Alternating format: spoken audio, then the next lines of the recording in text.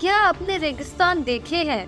अच्छा, रेगिस्तान के बारे में बहुत कुछ तो जरूर सुना होगा।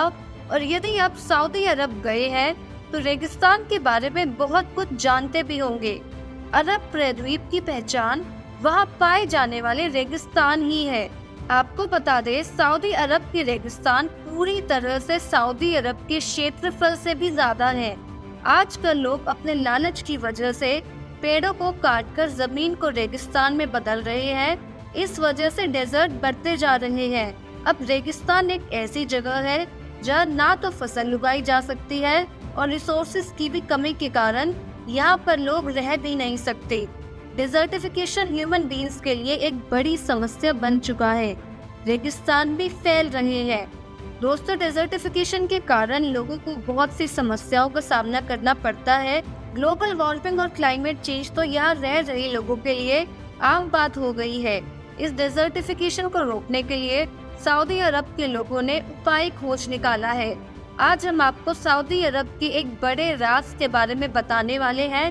सऊदी अरब के डेजर्ट में ऐसा कुछ हो रहा है जो हम सबसे छुपा है। दोस्तों, सऊदी अरब का एक डेजर्ट है गोबी डेजर्ट। ये तेजी से फैल रहा है और केवल गोबी डेजर्ट ही नहीं, दुनिया के तमाम हिस्सों में मौजूद अन्य रेगिस्तान भी फैल रहे हैं। इस समस्या से निपटने के लिए सऊदी अरब में रेगिस्तान को ग्रीन सर्कल्स में कन्वर्ट किया जा रहा है। तो आखिर ये ग्रीन सर्कल्स क्या है? आपको बता दें, ये सर्कल्स और कुछ नहीं बल्कि एग्रीकल्चरल लैंड है। यहाँ पर सिंचाई और फसल कुछ अलग टेक्निक का यूज करके उगाई जा रही है। आप ये कह सकते हैं कि सऊदी अरब में डेजर्ट को फॉरेस्ट में बदला जा रहा है। दोस्तों, ऐसा ही कुछ सहारा डेजर्ट में भी हो रहा है। चलिए अब हम बात करते हैं सहारा रेगिस्तान पर चल रहे एक प्रोजेक्ट के बारे में। सहारा डेजर्ट का नाम तो आप सबने सुना होगा। सहारा रेगिस्तान दुनिया का तीसरा सबसे बड़ा रेगिस्तान है।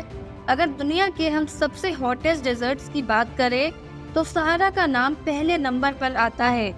सहारा रेगिस्तान क्षेत्रफल में चाइना जैसे बड़े देशों को भी मात देता है। आपको बता दें, सहारा डेजर्ट हमारी धरती पर मौजूद लैंड का 8% हिस्सा कवर करता है। दोस्तों, सहारा रेगिस्तान पहले हरा भरा हुआ करता था, पर कुछ हजार साल पहले अर्थ की ऑर्बिटल मूवमेंट में कुछ चेंजेस आने के कारण ये रेगिस्तान बन गया।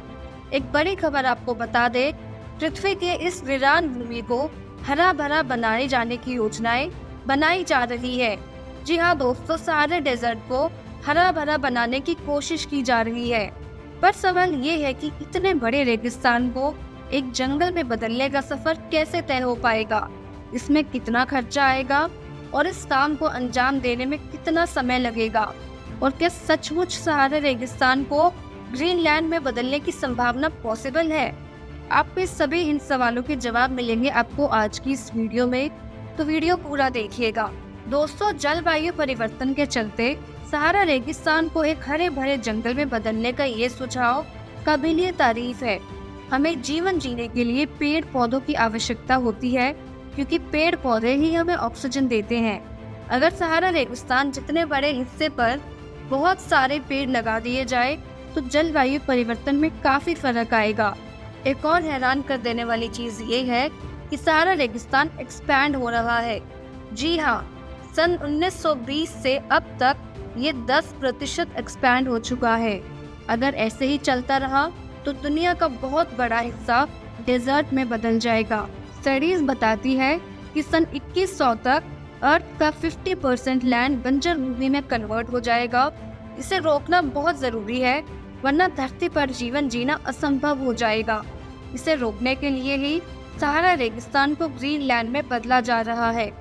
दोस्तों, ये सब सुनने में जितना आसान लग रहा है, इसे प्रैक्टिकली इम्प्लीमेंट करना उतना ही मुश्किल है। सहारा रेगिस्तान का औसत टेम्परेचर 30 डिग्री सेल्सियस है। गर्मियों में तो शायद ही तापमान 30 डिग्री से नीचे जाता है।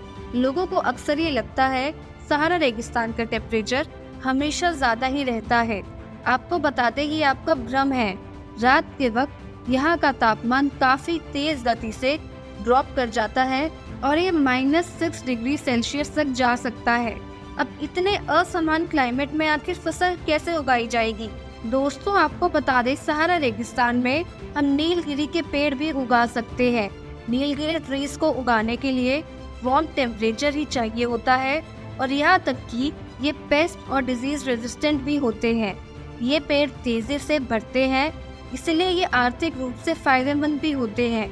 जैसे जैसे नीलगिरी पेड़ बड़े होंगे और इनकी जड़ें और गहरी होंगी, मिट्टी में पोषक तत्व आ जाएंगे, जिसकी वजह से बंजर भूमि उपजाऊ बन जाएगी और सारे डेजर्ट में पेड़ों की मात्रा अधिक होने से बारिश की मात्रा बढ़ जाएगी।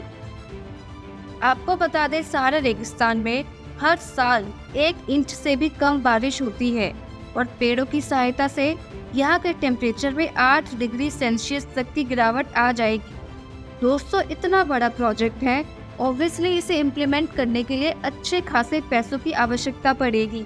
अब जरा पैसों की बात करते हैं। दोस्तों क्या आप अंदाजा लगा सकते हैं कि इतने बड़े काम को अंजाम देने में कितना खर्चा आएगा?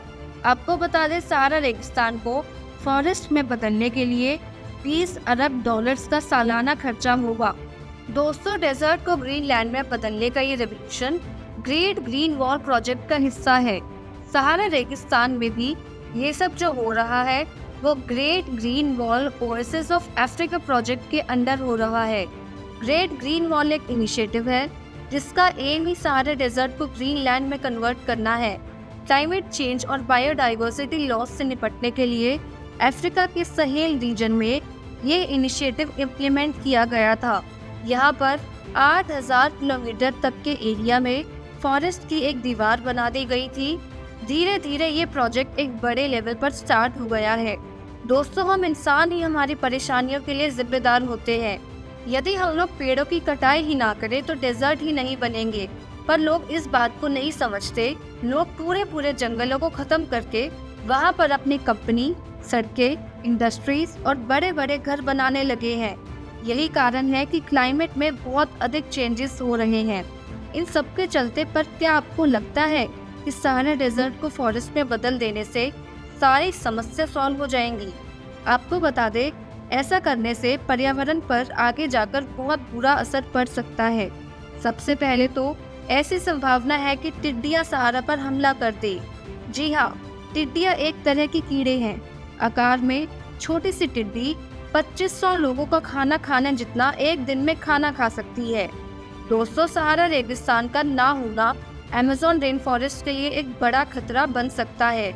यानी अगर हम सारे डेजर्ट को खत्म ही कर देंगे तो ऐसा हो सकता है कि अमेज़न वर्षा वन भी पूरी तरह से खत्म हो जाए।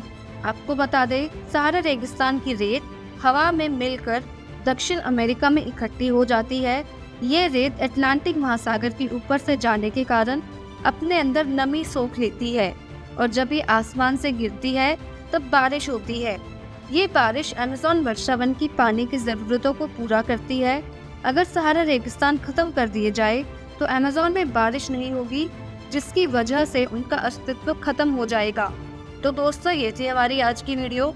आपको हमारी आज की वीडियो कैसी लगी तो लाइक और कमेंट कर ज़रूर बताएं और ऐसे ही और नॉलेजेबल वीडियोस देखने के लिए सब्सक्राइब करें हमारा चैनल।